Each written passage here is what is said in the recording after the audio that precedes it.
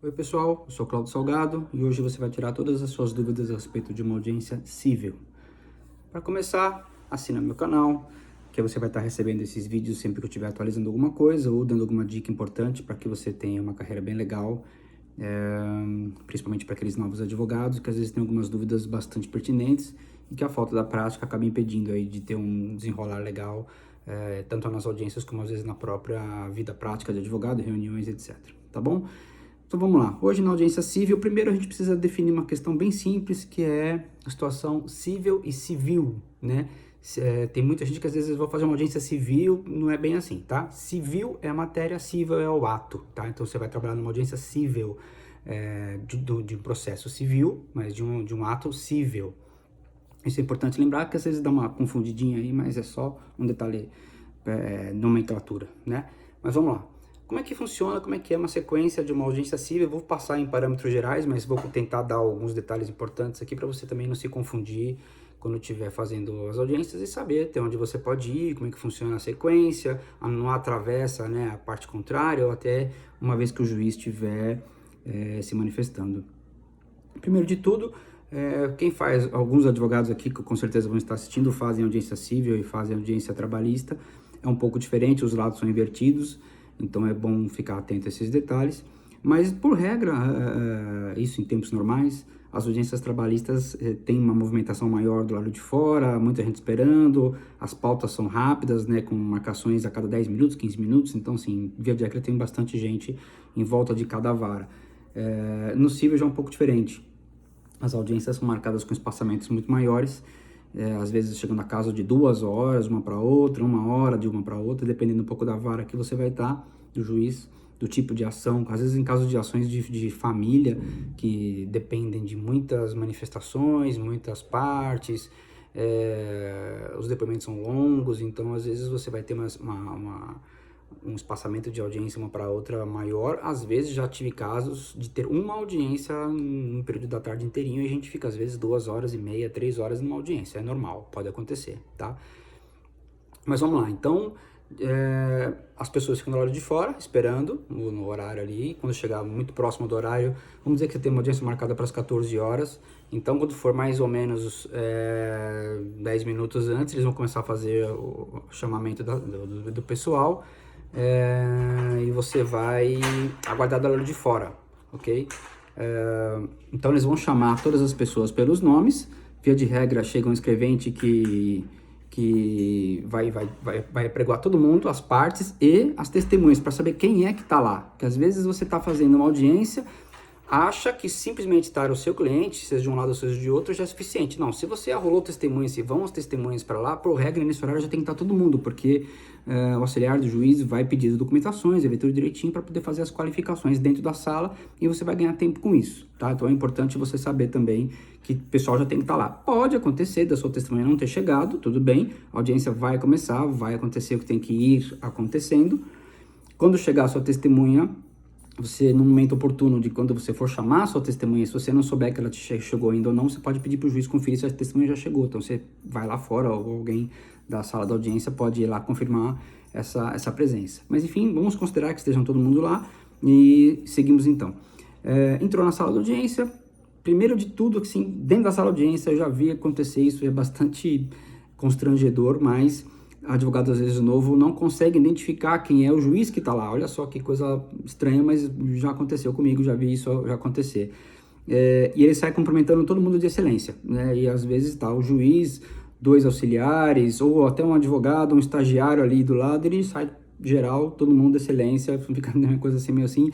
Eu já vi o caso uma vez que o juiz falou, não, o juiz aqui sou eu, então fica aquela coisa meio chata, mas passa batido o erro normal, é perfeitamente compreensível, mas evita, porque mostra que muita inexperiência, e isso é um toque importante que eu quero dar para você, porque quando você demonstrar que é um advogado novo, um pouco inexperiente, você vai estar meio nervoso pela audiência e tal, o advogado da parte contrária, seja quem for, qual lado esteja, percebendo isso, ele vai tentar tirar vantagem, que às vezes é uma pessoa já mais experiente, mais antiga, alguns anos de profissão, ele vai tentar te confundir, te atrapalhar. Então, quanto melhor preparado você tiver, menos chance de você errar e cometer alguma gafezinha lá para evitar um constrangimento na audiência desnecessário.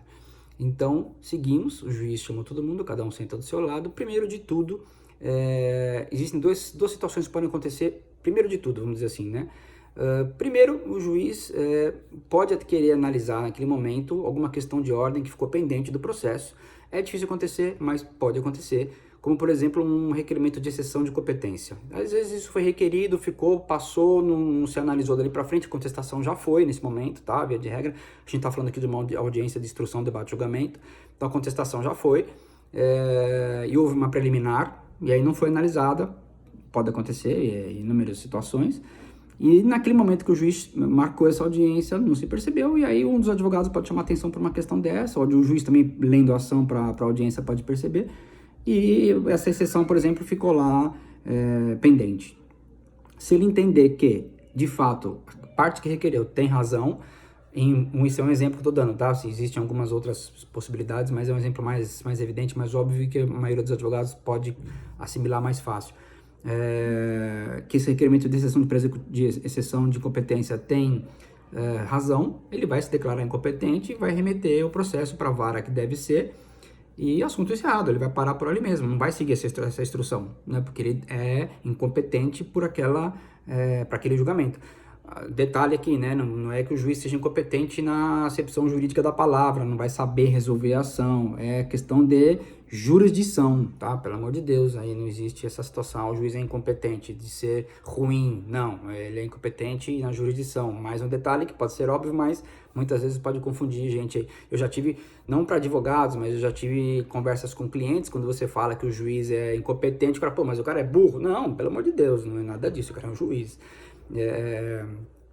Você tem que explicar um pouquinho melhor essa questão da incompetência, às vezes, para o cliente e tal, mas para advogado não é necessário, você sabe muito bem de uma exceção de competência. Bom, passada essa situação, o juiz analisou, é competente, vamos seguir a audiência. Aí sim, o primeiro de tudo, por regra, orientação dos tribunais também, uma tentativa de composição, tá? Independente, mas já tivemos uma audiência de conciliação lá atrás, já falamos um monte de coisa, as partes já se falaram, os advogados já se falaram, não importa. Vai ser renovada essa questão da tentativa de conciliação, o processo tem que ser seguido dessa forma, até porque às vezes os ânimos já melhoraram, a condição financeira que estaria tentando fazer um acordo, na época não deu, agora dá, demorou demais, a pessoa está precisando do dinheiro, então um acordo na época ruim hoje pode ser bom, então tudo varia, você tem que ter essa questão de possibilidades sempre de acordo, sempre de composição, e às vezes é o melhor negócio, porque a gente sabe, né, como os advogados sabem, que alguém ali errou, né, senão não tinha um processo, ou alguém exagerou em alguma situação, então tentar um acordo, às vezes não é que você vai perder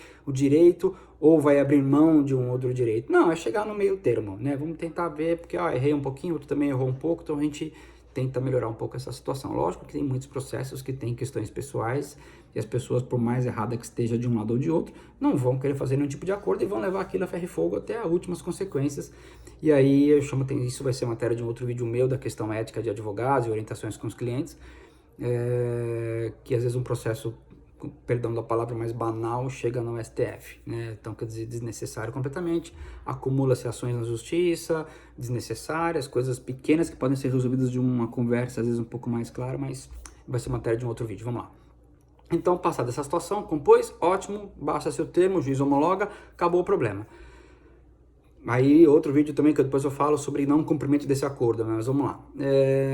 Não aconteceu a composição, a audiência segue. Bom, então como é que a gente vai ter o segmento disso? Quem vai ser ouvido, qual é a sequência, como é que funciona? O juiz vai ouvir as partes. Tem juízes que não ouvem as partes, a não ser que os advogados queiram que seja ouvida a parte contrária. Então, muitas vezes o juiz entende que a parte já se manifestou na petição, né? Então, o autor já fez a petição inicial, ocorreu a contestação, houve réplica, então aí não há necessidade. Então, quando o juiz às vezes entende que precisa tirar uma dúvida, alguma coisa que não ficou muito bem explicada, ele escuta a parte. E se ele não quiser escutar ninguém, ele pergunta para os advogados se vão querer escutar a parte. Você provavelmente já falou isso na sua manifestação, ou inicial, ou contestação, seja o que for, você já falou que queria ouvir a parte. Normalmente até já há casos de você já mandar intimar, porque às vezes a parte está sendo representada por um preposto, dependendo do caso, então você quer que chame o sócio da empresa, alguma coisa assim, para você ter então a parte lá. É um ponto importante, é um ponto que tem que tomar cuidado, porque às vezes ouvir a parte, perdãozinho da palavra de novo, mas pode ser um tiro no pé. porque às vezes a pessoa quer falar muito mais do que está numa petição, ou que o advogado, às vezes por ser um advogado novo, não soube retratar exatamente a situação em formato petição, e aí ficou capenga, não está muito bom, e a parte, uma vez sendo ouvida, ela vai explicar detalhadamente os motivos dela, e aí você pode perder a ação. Então toma muito cuidado quando você for ouvir parte, tanto de um lado como de outro. Tenha uma ideia mais ou menos do que vem das respostas, as perguntas têm que ser objetivas e você tem que saber exatamente como trabalhar isso. Não vai simplesmente, quero ouvir parte para mostrar serviço para o seu cliente. Não é desnecessário isso, porque você vai perder o processo e o seu cliente vai falar, pô, que advogado, né? Quer dizer, você comeu umas bolas lá que poderia ter evitado isso. Então, toma um pouco de cuidado com questão de ouvir partes. Mas vamos dizer que foram as partes ouvidas, esclareceram as coisas e vamos que vamos. Até o seu próprio cliente pode te trair, entre aspas, num depoimento pessoal dele. Tá? Tem que tomar um pouco de cuidado, porque às vezes o cara no escritório, na sua reunião, nas suas anotações, ele fala uma situação, você transcreveu aquilo.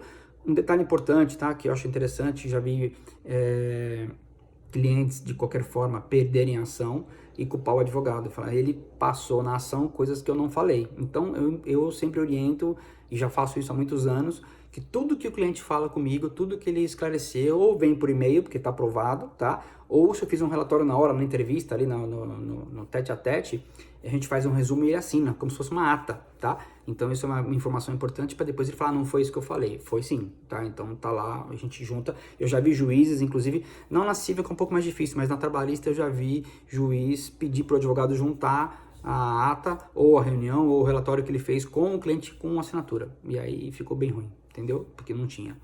E por sorte eu era advogado da parte contrária, mas vamos lá.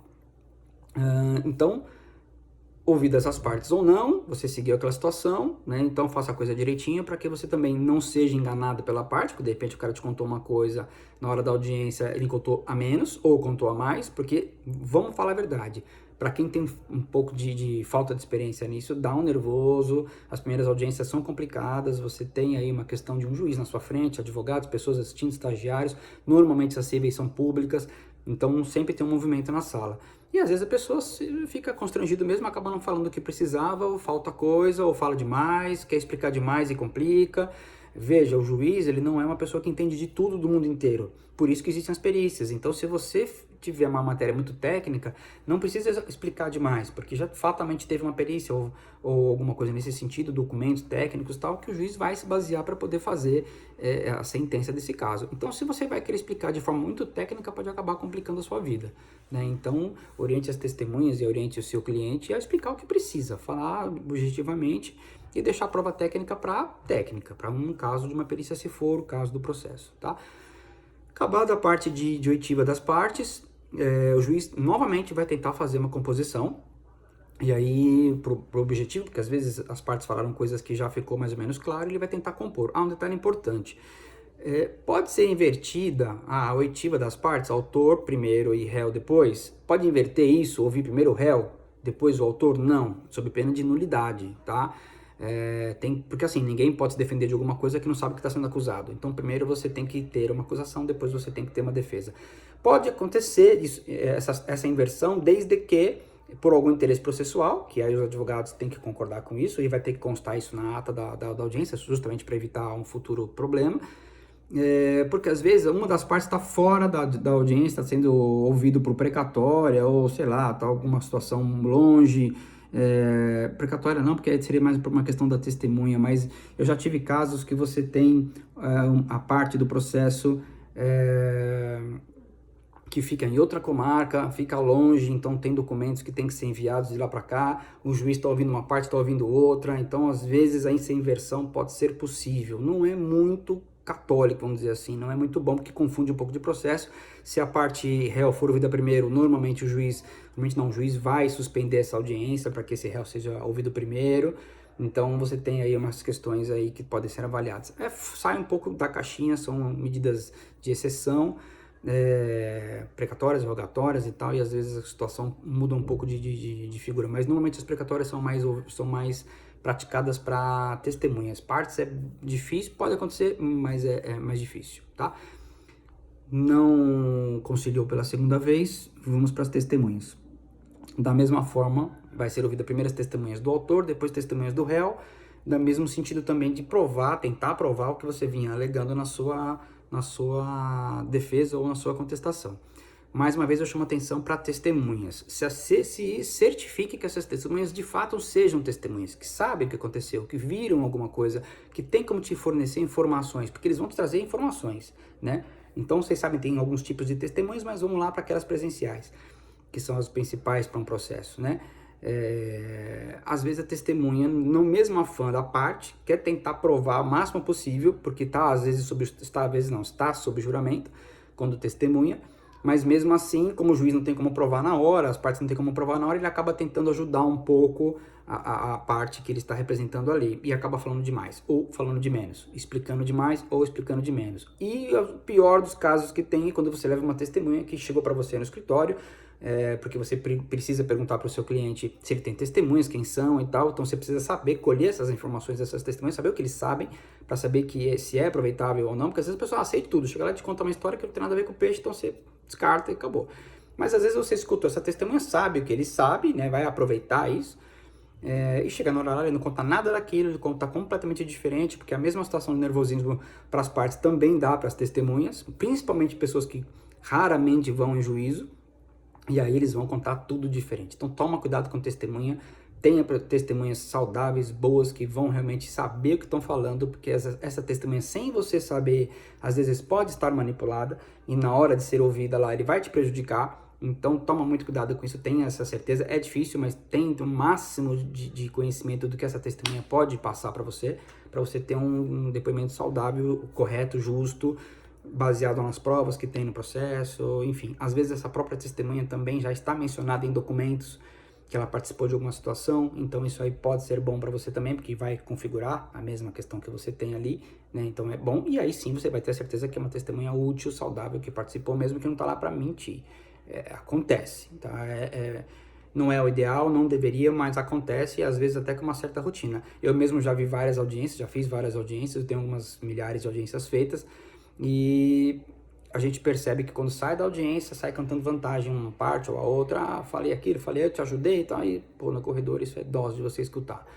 E aí já foi, né? Então a gente vê que há mesmo, como é uma situação meio difícil de ser provado na hora, então você é o falso testemunho, na hora ali é meio complicado, a não ser alguns casos, eu já vi casos acontecerem de juiz que percebe que a testemunha está completamente fora da linha, e a outra também da parte contrária, e a mentira ali ficou descarada, então ele manda, após a testemunha esperar, não dispensa a testemunha, ele manda esperar lá fora, tal, até que todo mundo seja ouvido, e no final ele traz de volta a todas as testemunhas e faz uma cariação.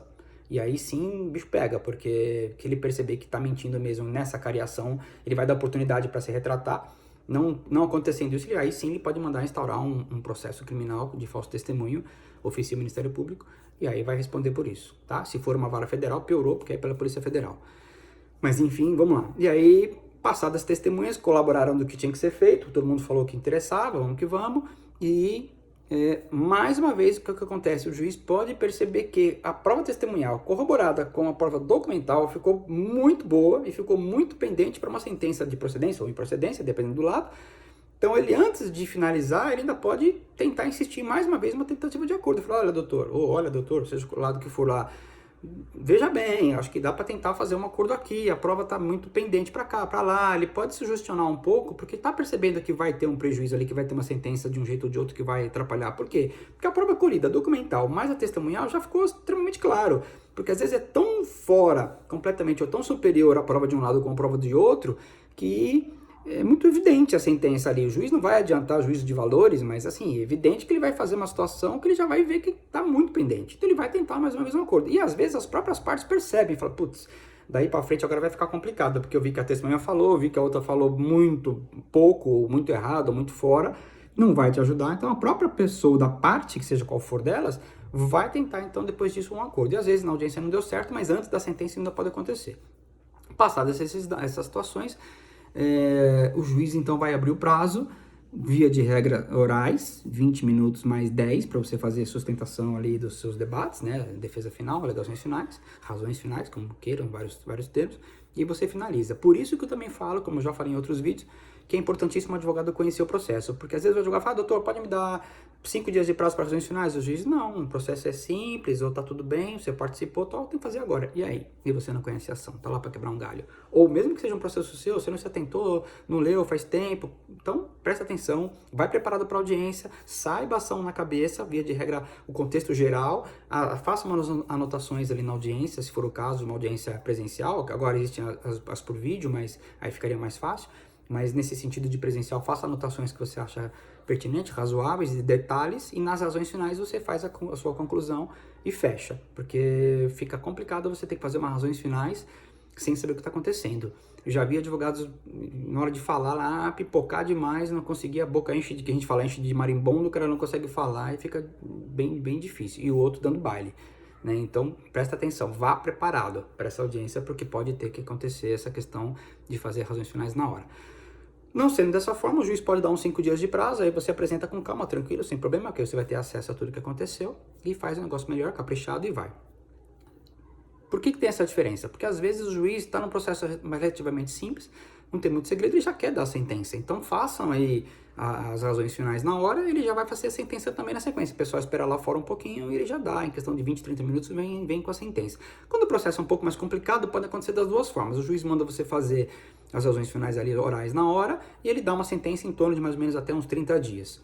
E, dependendo do caso, após, eu já tive também casos assim, que mesmo após as razões finais, de um processo até um pouco mais complicado, mas o juiz muito capaz, estava já muito inteirado da situação, mesmo assim ele fez a sentença na hora, demorou até um pouco mais, a sentença veio um pouco longa, em alguns casos, e assim já prolatou na hora a sentença, a gente já ficou com a situação resolvida. Se você tiver essa sentença na hora, via de regra, acordo dali para frente já fica um pouco mais difícil porque já tem uma definição. Então uma parte ganhou, outra perdeu, ou ganhou parcialmente, enfim, você já vai ter mais ou menos um juízo de valor e aí fica mais difícil você fazer um acordo que favorecesse alguém. Mas, às vezes, nessas razões finais, para a sentença que não sai na hora, às vezes daí 20, 30 dias de tempo, de prazo, já tive até muito maior do que isso, mas enfim, a média é essa. Aí sim você pode entrar em contato ou receber uma ligação, e-mails e tentar uma composição para poder matar. Se você fizer algum acordo nesse sentido, faça, ok, finaliza, manda por petição, as partes assinando e pede para o juiz homologar antes da sentença, que dá tempo, tá? Não há problema em relação a isso. Tá bom? Acho que ficou claro, deu para dar uma boa ajuda para vocês aí, ficou um pouquinho longo o vídeo hoje, mas ele é um vídeo um pouco mais detalhado, porque a questão das audiências civis são um pouquinho mais diferenciadas das trabalhistas, mas ainda vou voltar com parte de recursos cíveis, que aí sim a variação é bastante grande, e a gente vai explicando para vocês aí. Tá bom, gente? Qualquer coisa, prestem atenção nos vídeos, assuma a posição de advogado e valorize a nossa profissão, tá bom? Um abração, tchau, tchau.